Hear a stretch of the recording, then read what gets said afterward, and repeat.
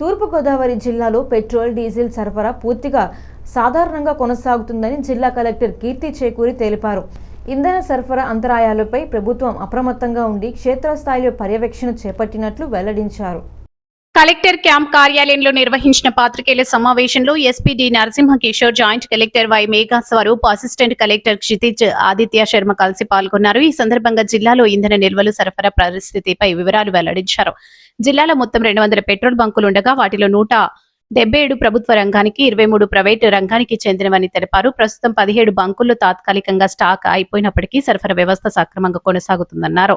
జిల్లాలో 1219 కిలోమీటర్ల petrol, 1032 కిలోలీటర్ల diesel నిల్వలు ఉన్నాయన్నారు. కొన్ని ప్రాంతాల్లో కనిపిస్తున్న రద్దీకి ప్రధాన కారణం భయాందోళనతో అవసరానికి మించి ఇంధనం కొనుగోలు చేయడం అన్నారు. డిమాండ్ పెరిగిన నేపథ్యంలో ఆయిల్ మార్కెటింగ్ కంపెనీలకు అదనపు సరఫరాలు అందించాలని ఇప్పటికే ఆదేశాలు జారీ చేసినట్లు కలెక్టర్ తెలిపారు. జిల్లాలో మనకి సుమారుగా 200 petrol bunks public and private ఉంటే OMC petrol bunks 177 petrol bunks ఉన్నాయండి అండ్ డీజిల్ బంక్స్.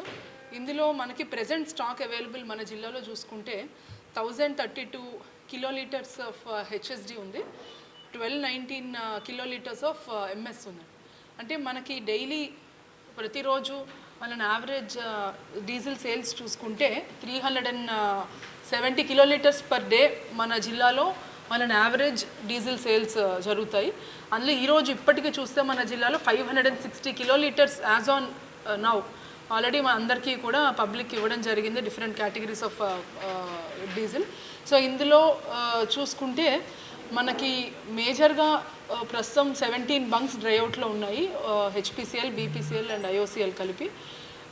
మేజర్గా ఏంటి అంటే మనకి ఓవరాల్గా డీజిల్ సప్లై నిన్న సండే కొన్ని చోట్ల గ్యాప్ రావడం వల్ల కొన్ని చోట్ల డ్రైఅవుట్స్ ఇవన్నీ ఉన్నా సరే ఈరోజు మొత్తం అన్నీ కూడా మార్నింగ్ సీఎం గారు క్లియర్ కట్ టెలికాన్ఫరెన్స్ ప్రతి ఓఎంసీ కంపెనీస్ తీసుకొని క్లియర్ కట్ ఇన్స్ట్రక్షన్స్ ఇవ్వడం జరిగింది.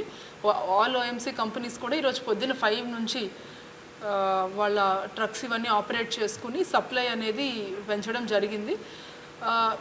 మీడియా మిత్రుల ద్వారా ప్రజలందరికీ మేజర్గా చెప్పాల్సిన పాయింట్ ఏంటంటే ఎంత సప్లై చేసినా లాస్ట్ 4-5 డేస్ నుంచి కూడా సుమారుగా 30% అన్న యావరేజ్ ప్రతిరోజు ఎక్కువ సప్లై చేయడం జరుగుతూ ఉంది.